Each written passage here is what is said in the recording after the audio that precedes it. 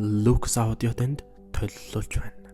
Өнөөдрийн өгүүлэлгээр танд зам тагцсан охин гэдэг өгүүлгийг төлөвлөхөд бэлэн болсон байна. Зөвхөн томчуудад зориулсан онлайн шоп адуулт цэг юм байна. Захиалга болгон хүргэлт нь маш өндөр нөхцөлтэй. За ингээд энэхүү өгүүлэгтээ орцгоё. Өгүүлэг маань эхлэхэд дэрэм ачаагаан ачиж хоноод өглөө гарахын өмнө хашир жолоочийн сурсан зангаар дос, жатхон, датлаг, дугуй гэт бүхнээ нэмбалан шалгаж дуусаад бүхээг рүүгийн тонгоон замын хүнс пүүгээ тэргүүтээ эвцүүлж зогсдол ардна. Аха сайн байна уу гэх эмэгтэй хүний дуунаар эргэж харуул 20 лав хүрээгүй байдалтай булцгар шар охин зогсож байв. Дэрэм хажуудхан модоо хайрцаг руугаа хялламхийн харснаа. Төгшөж байгаагаа үл нун хайнг духан хариу мэдлээд хийж байсан юмаа өргөжлүүлв. Харин нөхөө охин нь аха таныг харангаа явна гэж сонслоо. Та намайг аваад явахгүй биз? Над энэ хайрцагнаас өөр бараа байхгүй. Сургууль дараад гэртээ харна гэж унаа ирж явна. Хариуд нь дэрэм би гарахтаа хүн авна гэд хэлж гисэн байгаа. Ер нь зам зуур айл хонороор бас орох ажилтай. Ийм яарав гэрээс олсон хүний аяар явж чадахгүй. Ачаа хүнд замд шавар шалбаа гихтэй гэж шалтгаалав. Уг нь тэр ганцаараа гарах гэж байгаа бөгөөд хүнд агтгаас тэр шиг дээлтгсэн аж. Ямаа янзал дуусаад явах гэдэл нөгөө охин гуйгаад ерс алсангүй. Дэрэм дургүй байгаач гэсэн өрөвдөж авч явахаар болов.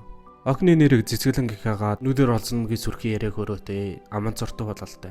Танилцсангууд л нүүр хагарч дэрмээс зам зур элдв зүйл асууж өөр амандаа орсноо шулганан ярьж явах нь бас л зугаатай айтайхан санагдаж байлаа. Гэвч түүнийг дэрэм эр хүний хувьд шохоргогд сэтгэл төрсөнгүй. Дэрмийн үед хамгийн бага дүүн мөнж энэ үе насных болохоор тэрэл сэтгүүгээр ахархуу байдлаар хайцаж явлаа. Дэрэм одоо 37 настай 10 гаруй жил жолоо машихэд авгаа хөхний адал явдал тохиолдож байсан цөөнгүй. Эм сүвтэ болгоны элдвэрийг хангахын төлөө хамгаа харилцахгүй зүтгэгчийн тоонд орохооргүй хэдий ч хинтээ хаана гэдгийг мэддэг гашир анчны нэгэ. Бүрий болох үед хэдий нэг намагтай хүндийн хэдэнд хурж зогсов. Бороо элбэгтэй эм цагт шөнө байтхаа өдөр тулахад бэрх учраа дэрэм эндээ оноглохоор шийдлээ. Энэ тухайга цэцэглэнд хэлбэл доромжхон шинжтэй. Үг ярэ нь багсаад эхлэв. Тэр хоёр хүнсээ задлан цай хоол хийж идэж уугаад унтахаар болоход дэрэм цэцэглэн бүхвэгэнд багталцгаараа яаж игээд өглөө болгоё гэсэн боловч тэрээр өөрөөс нэг л болгоомжилж байгаа бололтой. Дулаахан сайхан байна. Би гадаа хачин дээр гараад унтъя. Над гучлах дэвсгэр хийх юм байгаа гэд юм авч дэвшин дээр гарав. Дэрэм түүнд шүн бороо орж магадгүй гэж анхааруулсан боловч цэцэглэн шийдвэрээ өөрчилсөнгүй. Дэрэм өөрөө ч дээр гарч унтдаг байж уу гэж бодсноо. За зам загц айл хүний аяыг таруулж тухаалтаж байх вэ гэсэн гэдэн санаанд дийлж төдөөдөлгүй өдрийнхөө хажаад автан ойрны ертөнцөд шилжлээ. Шүн дөндийн үед ямар нэгэн чимээнэр сэрж гэрэл асаавал гадаа бороо шаагаж шалбан орчихсон цэцэглэн бүхээгний хан цохыг болбоц зогсоно. Дэрхэн зур дэрэм цэцэглэн орой өөрөөс нь болгоомжлоод байсныг санан бас их хүүхэмзөө гэж бодсноо. Хаалгаад л зөрүүд царай өглгүй. Би хэлээгүй юу? Бороо орноо гэж. Дөө охин нойд гуцнуудаа бүгдийг нь тайлж наанаа тавиад үрт оруулаар ахын чамайг яавал гэж. Тэгэхгүй бол наад гуцнууд ч хамаг юм орохчихно гэв. Цэцгэлэнч бороонд нэг хэсэг тэнэгэлзэн зогсноо. Их даарсан байртай хуцаа тайчин бүхээгт орж ирэхэд наад хөхөвч атгавчаач тайл. Чи бүр хуурай юмгүй болоо шүү дээ. Харин цэцгэлэн тэгвэл та наад гэрлээ унтраал да гэв. Энэ бол тань зориулсан онцгой бүтээгдэхүүн. Тэр хийний тоног. Боорц гэгчэнд занталгаж томруулна. Суналдаг маш сайн. Ямар ч хэмжээтэй байсан ууглаал гэхэлэн. Аваасаа тэр хийний хэсгийг чинь дарж байгаа тул бүгд чиг 50 удаа ашруулах үйлчлэгээтэй. Мөн хэрэглэхдээ чийгшүүлэгч гэлээ мартваа гэсэн. Үн ердөө 18 га. Мөн захиалга хүргэлт маш өндөр нууцтай. Хүргэлтээр бараа маань хар утан дотор очно. А юунд санаа зовх хэрэг байхгүй. Захиалга бол чатаар 25 оров гэж бичээд ороод ирээ. За залуусаа. Үүнийг аваад таашаал гэж ямар юм байдгийг охтуудад мэдрүүлээд. Гэрэл онтронгоо цэцэглэн ихэс төрсөн биеийг нь эмзэг хэсгийг нь халгаж байсан тэр 9 төдий хувцснуудыг тайчин үүртэн шурган орж ирлээ. Түүний биеийн нөхөйтэн нойтон бас даарснараа дагнын чичрэх гэжээ. Давчуухан сандал дээр зассан орон дотроо цэцэглэн багтаах гэж түүний цээжрүүгийн шахан дэврлээ. Цэцэглэнч түүний дулаахан биед наалдан гэвтлээ. Түүний үс хэдийн нойтонч эмэгтэй хүний тэр гимэргүй өрмөц сайхан үнээр ханхалж тэрмийн цэжийг томгор хоёр хөөхн гэжэгдэн хөрөлцгийд өдрийн турш өдөөгдөггүй өнөөхөө ахтар сэрлэн. Үүсэж бүх биеийг нь эзэмдэн баргийн бүсгийг ямар том сайхан юм бэ гэж уулга алдуулдаг эмзэг эргэтэн өндөөж гүрэлзэн чинэрч гарлаа. Дэрэм хизээ нэхэн жилдөө ямар ч хувцсгүй унтах дуртай. Энэ удаас тэр заншлаасаа гажаагүй байв. Залуу бүсгийн зөөлөн болбороо чир бие зогсдод өгсөн. Дэрмийн хүсэл туйлтай хурж цэцэглэнгийн гүхийг нь цээжиндээ улам жахан гараад очлуулан маглаг тонтор хоёр хонгойг нийлэн нөгөө төгрөөгөө төхөөлөлээ. Цэцэглэн дэрэм аха та яаж байгаа юм бэ?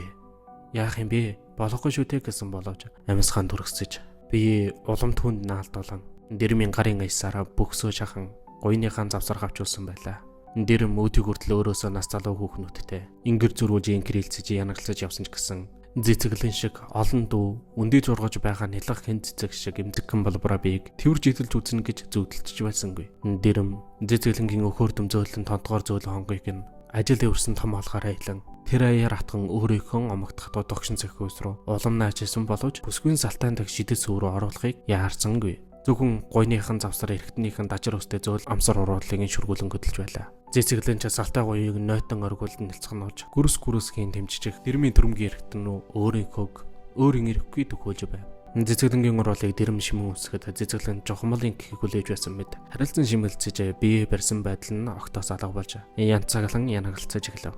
Дэрэм жиггүй зүг нь үсэж улмаар мемний жижигхэн товчийг хэлээрэн оролдож хөдөлгөж мемийг нь үсэж хөхөж байхад цэцэглэнгийн дур нь улам л хурж байгаа бололтой нуруу нь хотолцсон хөлөө байдгаараа халцаа нөгөө хөшүүлсэн цавирсан галзуу эргэтэнг нь атгаж авлаа.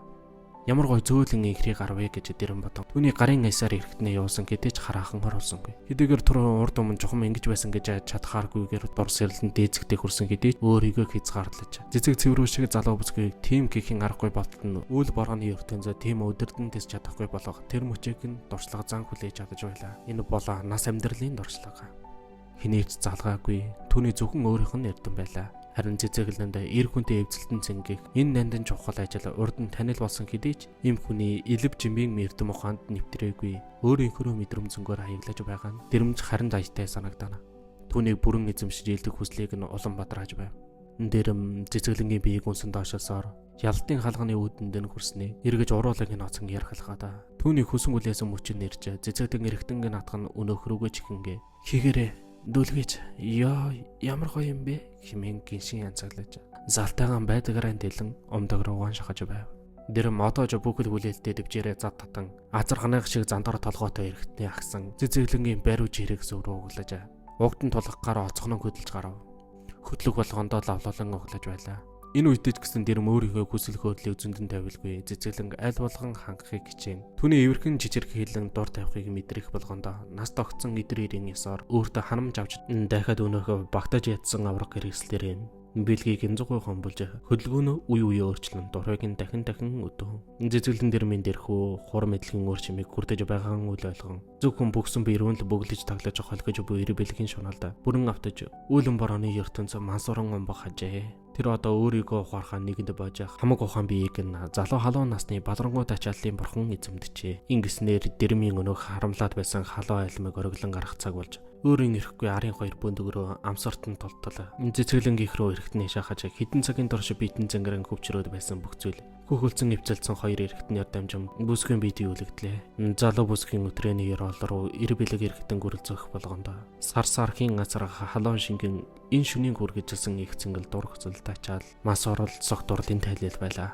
Одоо тэдний ихэнхнийх нь бие суулган тавьчирчээ. Дэрэм түүний дээрөөс хүндих гэтэл цэцэглэн жаахан байж л та таних яасан гоё юм бэ хэмээн цээжийг нь тэрэн уруулыг нь хүч мотой хөнгөн өсөж сулцсан гараар бүхсийг нь илж байв. Дэрэм цэцэглэн тэрсэн чигээрээ хөлбөрөн түүнийг дээрээ гаргав. Цэцэглэн ч бүх биеэ сул тавин түүний цээжийг дэрлэн хэвтлээ. Гэхдээ түүний алгуурхан ухрах түүний эргэтэн гаргах дургүй дагуулan бөхсөө шахаж байлаа. Гэвч нэгэнд хэрэгэ бүтээсэн дээрээ амсруу нугуулган түүнийг даган цэцэглэнгийн эргэтнээс тэр хоёрын нийлэн үерэлсэн өтгөн цавир шингэн дэрмийн борцгийг даган урсаж байв. Тэр хоёроос хүс шингэндээ норж Ирэм хүний альнаас нь чүглэл гарах хурц сутан өнөр бүхээг дүүрэн хангалах хажээ. Цэцэглэн тантай байх яасан гоё юм бэ? Би энэ шиг сайхан байж үзээгүй юм шиг санагдлаа. Ямар том гэж дотор нь байдалгаатал баймаар. Би өөрөө таныг яах бол гэж бодож айж цэрүүж байсан. Одоо бол өглөө битгий болоосай гэж бодож байна. Ямар хурдан юм бэ? Үүр цайчгаж гэв. Тэр мөндөө чарвал үнхээр үүр цайж байв. Цэцэглэн түүний өртгөөж оруулсан гэмт бороо хэдийн зогссон бололтой. Юунаас ч юм ганц нэгд осолоо бүхээгний төмөр дээр тог тоггийн тогших хажээ. Дэрэм цэцэглэн тэрэн хонг нурууг нь илэн инхрэж байснаа. За хоёулаа босж эртгэн газар төхүүдээ гэв. Хормостын хураар дитгий дэвдэж гонсон тэр шөнө өнгөрдгөөрөн өнгөрч хорвогийн шөнөдөр айсвэ. За ингээд энэхүү өгүүлэг маань дуусч байна. Бичлэг таалагдсан бол лайканд дарахаа мартаваа guys. Дэмжин ажиллагч томчуудад зориулсан бүтээгдэхүүн борлуулдаг Adult цэг юм.